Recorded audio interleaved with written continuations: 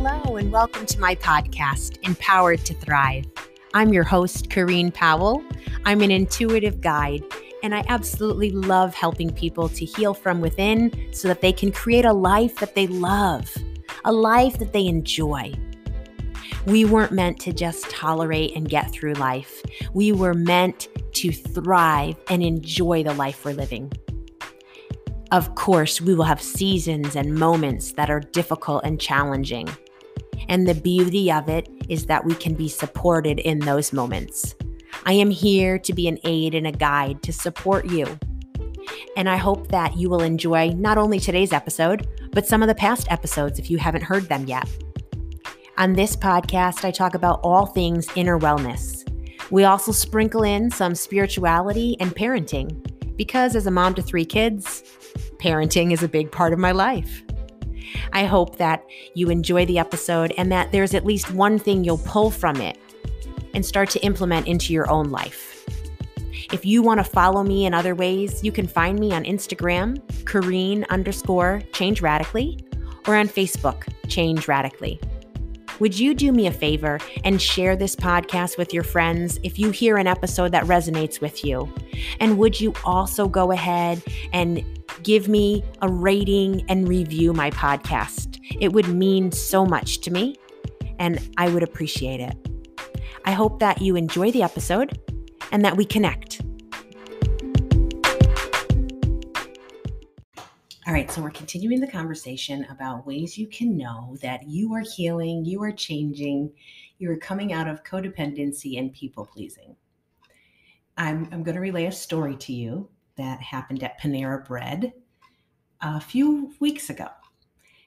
I wanted to get some work done, so I brought my laptop with me. I ordered a salad, and I don't remember if it was a sandwich or a soup.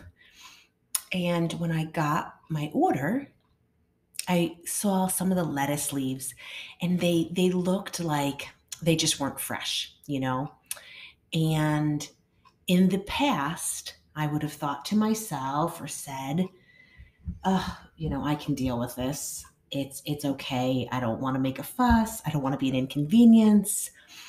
I'll just eat it, or I'll pick them all out and not have the whole salad. Instead, I went back up to the counter and I asked them to remake my salad.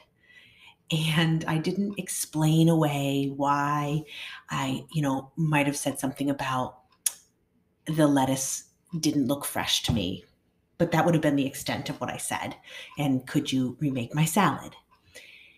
And if you've come out of codependency and people pleasing, you completely understand what I mean about that idea of not wanting to be the inconvenience, thinking, oh, I just make this work.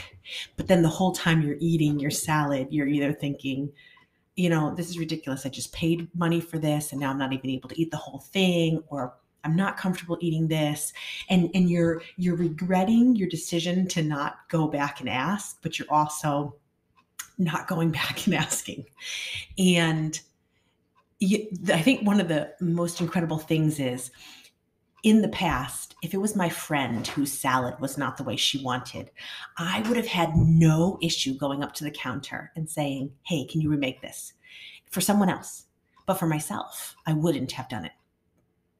It's a beautiful thing when we start treating ourselves with love and respect.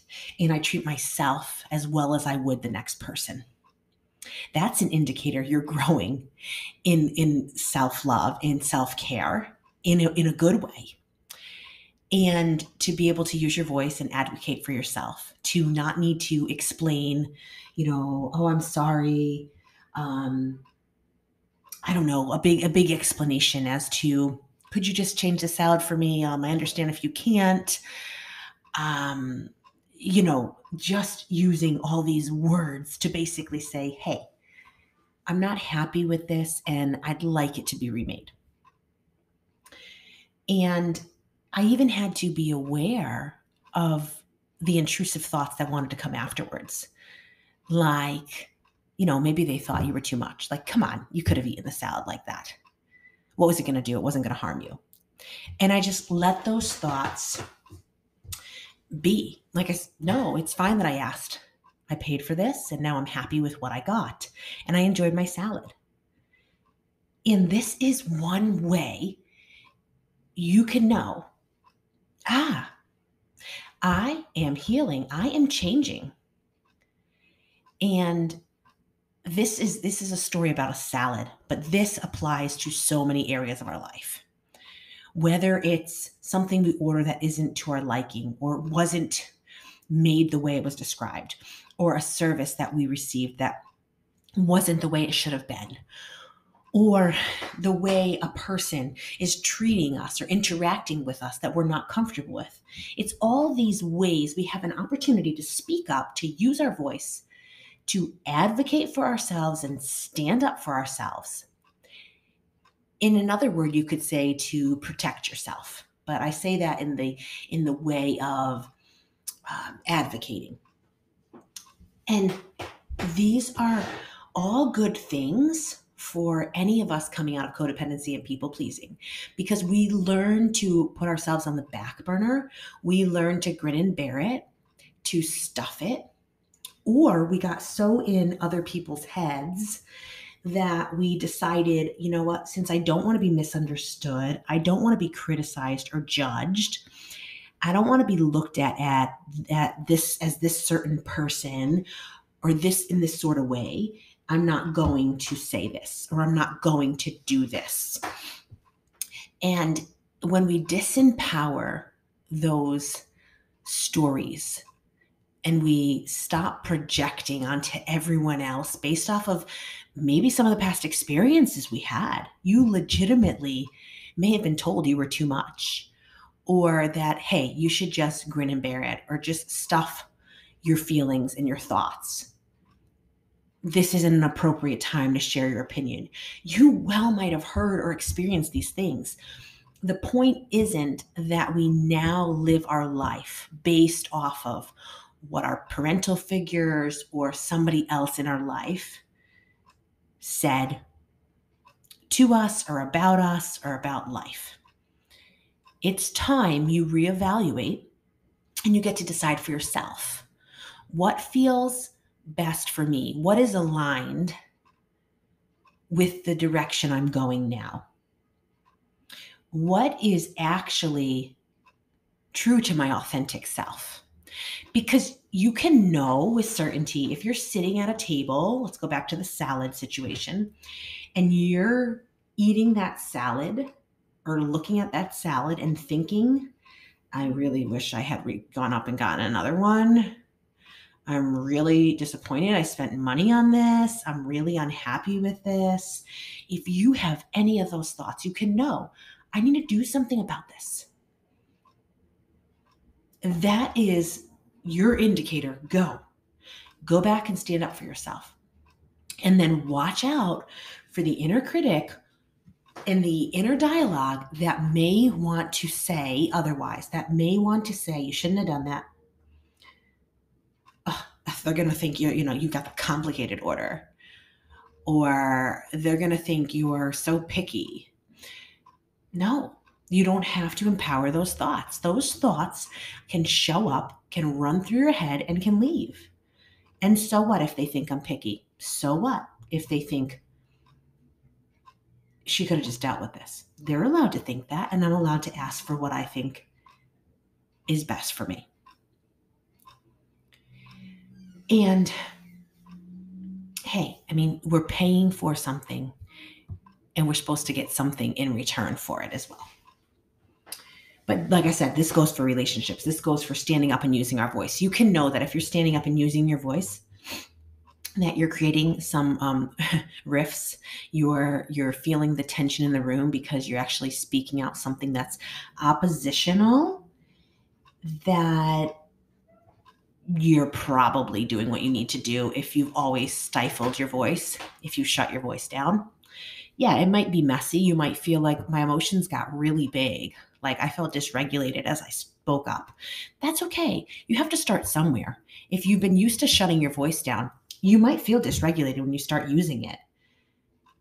That's a part of the process. over time, we get more comfortable with a new practice.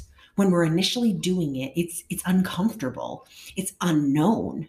We may not know how to navigate it, but it's okay to learn as you go. It's okay for it to be messy. It's okay even to go back later and apologize, not for everything you said, but like you could say, hey, I realized that when that came out, that was a lot. But I'm trying to learn to use my voice. I'm trying to speak up for myself. I'm trying to share my own thoughts and opinions.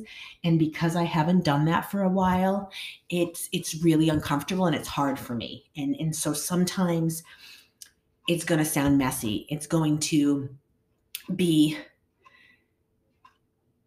I don't know how else to put it. Like it's going to be messy. And I just need grace in that. I'm going to need to be able to continue to do that until I work this out in me. And hey, the other person, they don't have to give you grace. They don't have to be okay with it. Doesn't mean you don't need to stop speaking up. It doesn't mean that you need to shut your voice down again. So I hope this has been helpful.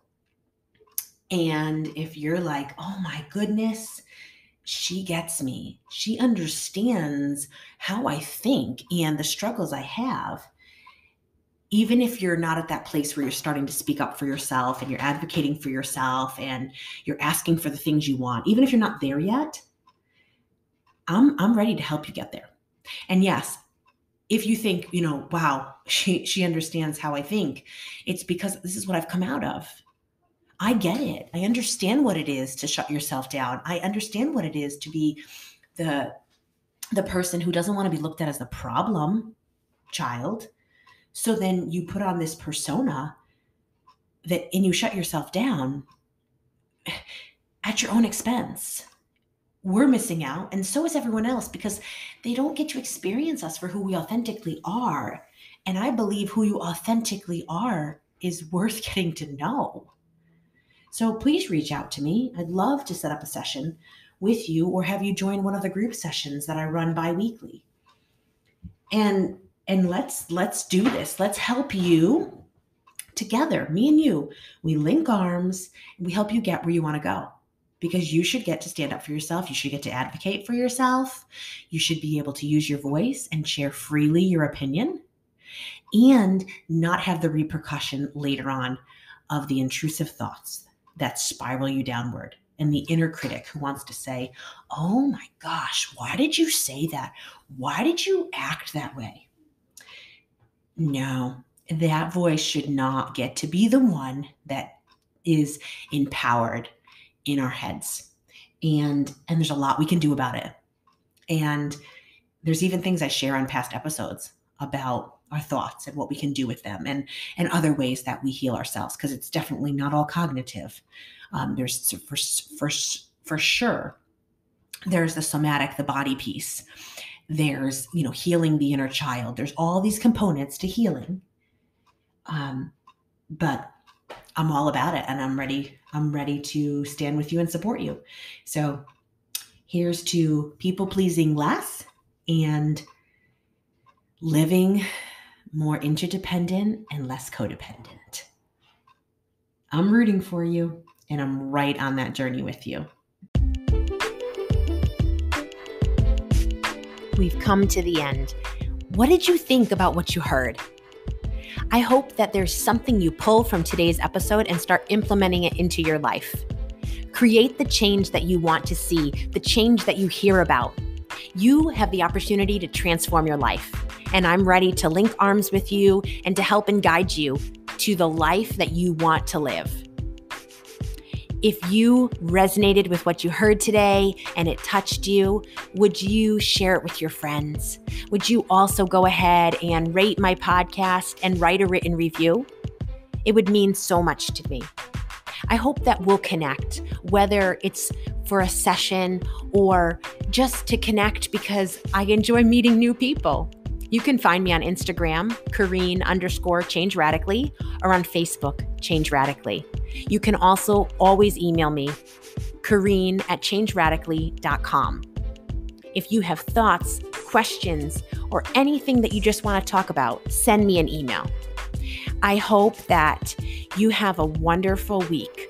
But no matter what your week is like, in the moments that are quiet, maybe it's when you pillow your head at night, or when you're driving in the car or taking a walk, or maybe it's going to be in the midst of the chaos with your children or the craziness of work.